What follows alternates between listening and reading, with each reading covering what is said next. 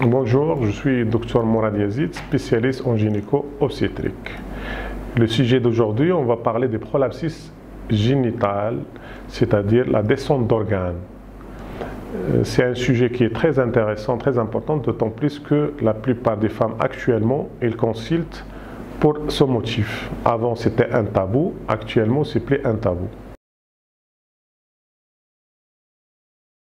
La définition de la descente d'organes, ou bien le prolapsus génital, c'est que tout l'appareil génital de la femme, après un relâchement musculaire, il y a l'utérus qui descend, la vessie qui descend et le vagin qui descend aussi. Des fois, si le diagnostic était précoce, c'est-à-dire au stade de début, on peut éventuellement envisager un traitement médical, mais quand la descente d'organes ou le prolapsus il est important, on est devant un traitement chirurgical. Parmi les causes du prolapsus génital, où il y a la descente d'organes, il y a les accouchements dystociques, c'est-à-dire les accouchements qui se passent avec des poussées très importantes, sans prévention par une épisiotomie, par des expressions utérines, c'est-à-dire la femme ou bien la personne qui va vers le ventre et appuie fortement. Donc ça donne à la longue un relâchement musculaire et une descente d'organes. Il y a des femmes qui ont des problèmes de prolapsus sans qu'ils sont passés, sans qu'ils ont des fois, on trouve des femmes qui n'ont jamais accouché et c'est exceptionnel, mais qui ont des prolapsus génitales. Ça, c'est la physionomie de la femme et avec un relâchement musculaire qui l'ont, comme si c'est un problème congénital ou bien héréditaire. Il y a les incontinences dans ce cadre, il y a les incontinences urinaires, c'est-à-dire les fuites urinaires de la femme. Il y a la femme jeune et la femme âgée. Il y a des fuites urinaires qui viennent à l'effort, à la poussée, au rire. Ça, c'est des fuites urinaires en général qui sont chirurgicales. Et il y a les impériosités mictionnelles ou bien les fuites urinaires, c'est-à-dire par regorgement, c'est-à-dire la femme, dès que la vessie est pleine, elle ne va pas attendre, elle va directement faire rapidement, faire pipi, même lorsqu'elle est dans la rue.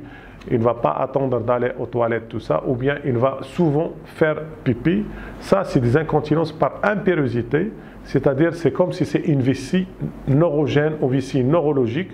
Ça ne se traite pas par chirurgie, parce que si on les traite par chirurgie, ça donne des mauvais résultats. Ce sont les incontinences ou bien les fuites urinaires d'effort qu'on explore par un examen, ça s'appelle le bilan aérodynamique, qui sont chirurgicales.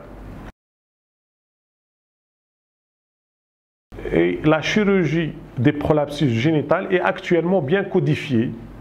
Il y a des protocoles, il y a des méthodes, soit par voie naturelle, c'est-à-dire en fonction de l'âge, lorsque la femme est jeune, on peut conserver son utérus, lorsque la femme est âgée, on peut l'enlever par voie naturelle, faire remonter la vessie par différentes techniques, soit la technique traditionnelle, soit la technique par des bandelettes. Et il y a le prolapsus vaginal. Ça aussi, on peut le faire par la technique soit traditionnelle, soit par des bandelettes. L'essentiel, c'est d'avoir un bon résultat. Et les prolapsus génitales ou la descente d'organes, leur traitement, il est des 3 étages. J'insiste parce qu'il n'y a pas que l'utérus. Il ne faut pas qu'enlever que l'utérus. On dit on a traité le prolapsus. Si on enlève l'utérus, il y a la vessie et le vagin qui peuvent descendre. Donc, le traitement, il y aura un échec des traitements. Donc, c'est pourquoi le traitement, ça consiste à traiter l'utérus, la vessie et le vagin. Et il y a la voie cilioscopique par laser, qu'on peut, par des techniques actuellement, la promontofixation, on peut fixer l'utérus, qu'on peut faire monter la vessie. Ça aussi, c'est une technique qui est efficace. Et il y a la technique traditionnelle par laparotomie, par ouverture.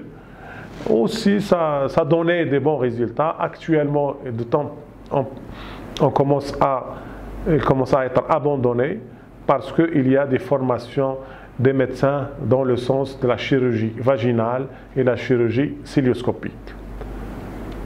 Pour ce qui est de la prévention, vaut mieux insister sur un accouchement autosique, c'est-à-dire un accouchement sans dégâts, dans les normes de l'art de la médecine. Il ne faut pas pousser comme, je m'excuse pour l'expression, comme une brute. Il faut faire une épisiotomie préventive.